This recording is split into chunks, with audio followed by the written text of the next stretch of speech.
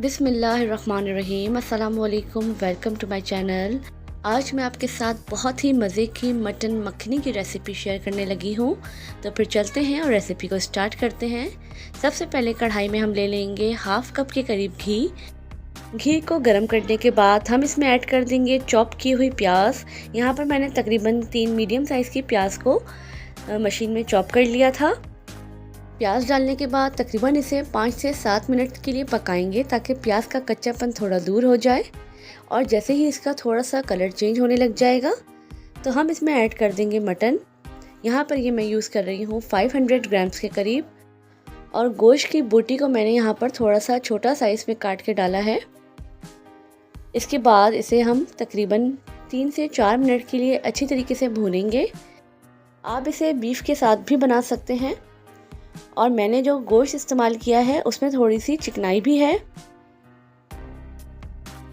इसके बाद हम इसमें ऐड कर देंगे 2 टेबलस्पून के करीब लहसुन अदरक का पेस्ट।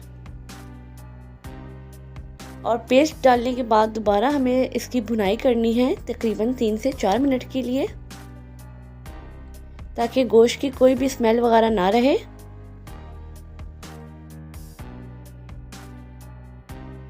गोश्त की भुनाई करने के बाद अब हम इसमें स्पाइसेस ऐड करेंगे। नमक मैं यहाँ पर ऐड कर रही हूँ 1.5 टीस्पून के करीब, 1 टेबलस्पून धनिया पाउडर, 1 टेबलस्पून भुना कुटा ज़ीरा, 1 टीस्पून कुटी लाल मिर्चें, 1 टीस्पून पिसी हुई काली मिर्चें। और इसके बाद इन सब चीज़ों को अच्छी तरीके से दोबारा मिक्स कर देंगे। बस थोड़ा सा मसालों को हम मिक्स कर देंगे और इसके बाद हम इसमें पानी ऐड कर देंगे, क्योंकि गोश्त की भुनाई जो है वो हम कर चुके हैं। इसमें हम इतना पानी ऐड कर देंगे कि जो गोश्त है वो हमारा अच्छी तरीके से गल जाए। तो इसे अब हम पकाएंगे तकरीबन 30 to 35 मिनट के लिए, ताकि गोश्त हमारा अच्छी तरीके से टेंडर हो जाए और पानी ड्राई हो जाए। और तकरीबन 35 मिनट के बाद देखिए गोश्त जो है वो बहुत अच्छी तरीके से गल चुका है और पानी भी काफ़ी हद तक ड्राई हो चुका है। अब हम इसमें ऐड कर रहे हैं हाफ़ कप के करीब दही।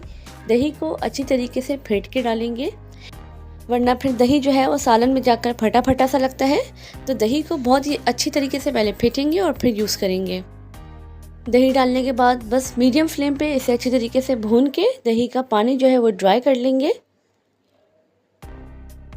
और इसके बाद हम इसमें ऐड कर देंगे 1 टेबलस्पून के करीब कसूरी मेथी और 2 टेबलस्पून यहाँ मैं ऐड कर रही हूँ फ्रेश क्रीम। अगर आप चाहें तो घर में मौजूद जो दूध की मलाई होती है वो भी ऐड कर सकते हैं, मगर फ्रेश क्रीम से इसका टेस्ट और ज़्यादा अच्छा आएगा। तो यहाँ पर मैंने 2 टेबलस्पून के करीब फ्रेश क्रीम डाल के इसे अच्छी तरीके से मिक्स कर दिया है।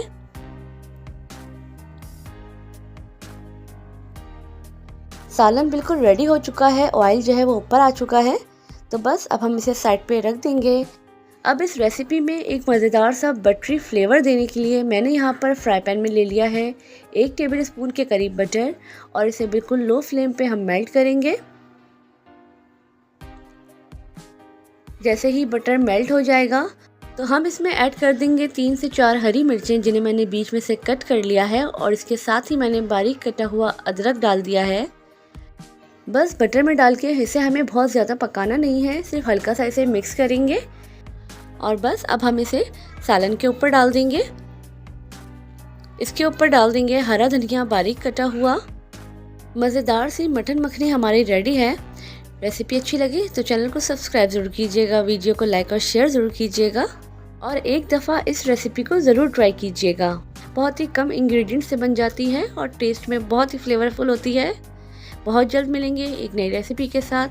थैंक यू, अल्लाह हाफिज़।